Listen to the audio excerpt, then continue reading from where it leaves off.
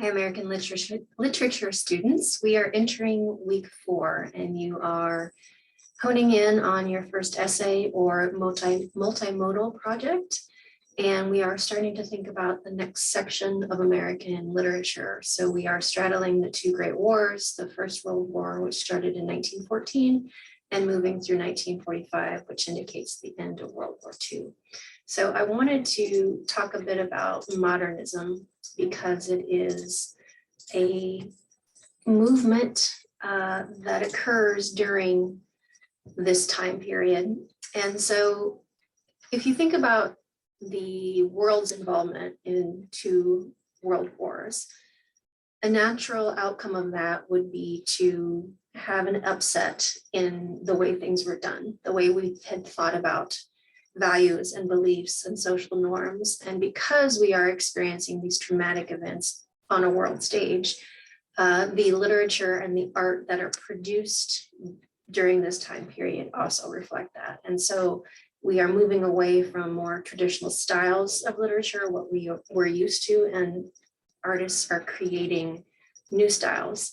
So pre-modernism, if you look at that left side of the screen, it had a more organized, more linear, more traditional style to it. And then you move into the modern era, and there's a sense of despair and hopelessness.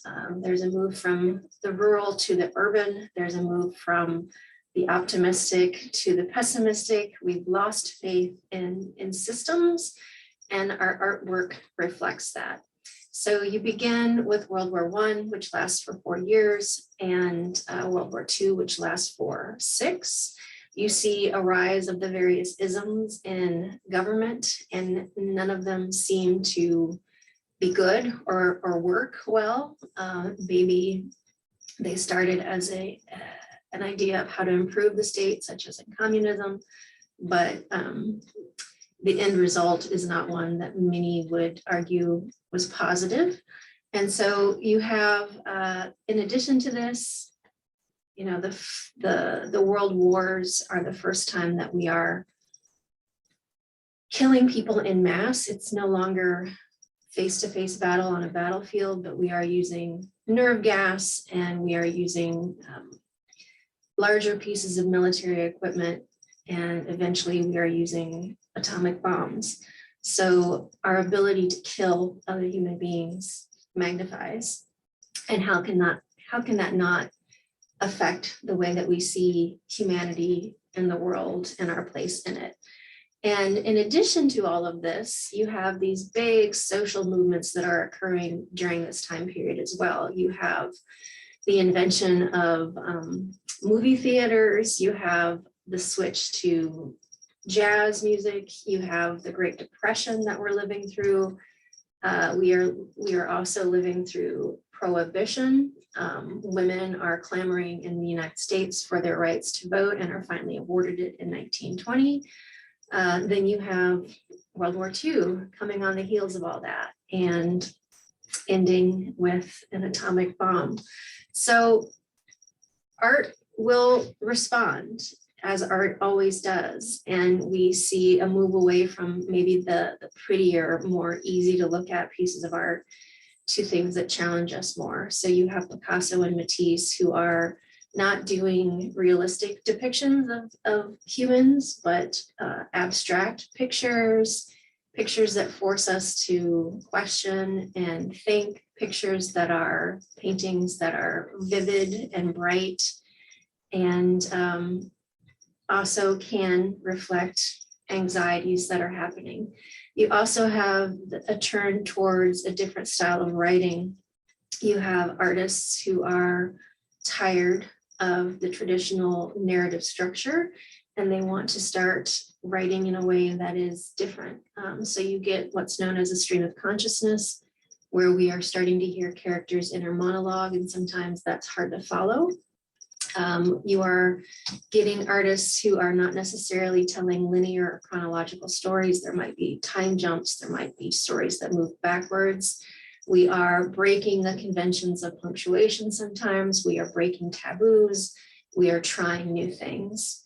So look to artists like Walt Whitman, like Oscar Wilde, like Emily Dickinson.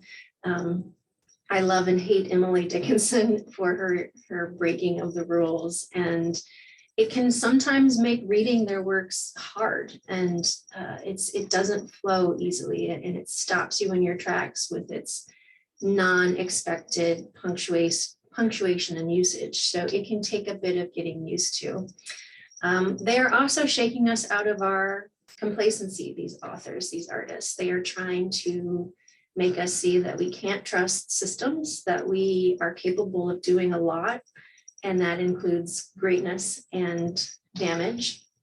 And some of the themes that you see in these times are feelings of being an outsider, being alienated from your own community. You saw the expatriate community, people like Hemingway and Gertrude Stein moving from the United States, being disgruntled and moving to Paris and creating these enclaves of artists who got together and smoked and drank and talked and wrote and cavorted. And we also have this sense of existentialism and, you know, what does anything mean? And does it mean anything? If you think about how we've created our world, what we assign meaning is what we've made it in as human beings. We assign meaning to things. And so if we are the people who assign meaning, maybe everything's meaningless. You also get an uptick in the prevalence of Black writers and Black artists. You have this, what's called the Harlem Renaissance. You have Black Americans moving from the South, escaping from post-Civil War America, where they are still encountering a lot of racism and a lot of segregation. They are moving to the North to try for a better way of life. And you have a segment of the New York City area in Harlem where you have fantastic jazz clubs. And again, like the expatriate community in Paris, you have these enclaves of Black artists who get together and write and create. And we have more of a actual paying attention to of Black artists in America and the works that they're doing.